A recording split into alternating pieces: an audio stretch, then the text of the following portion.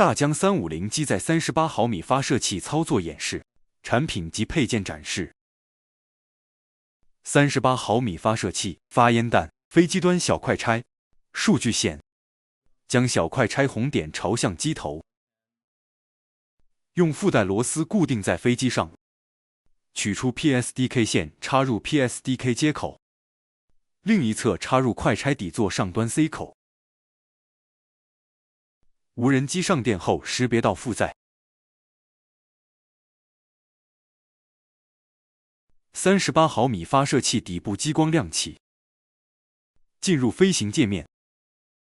PSDK 按钮弹出后，点击右侧 PSDK 按钮，打开安全开关，点击激发按钮，点击对应通道发射炮弹。室外实景演示。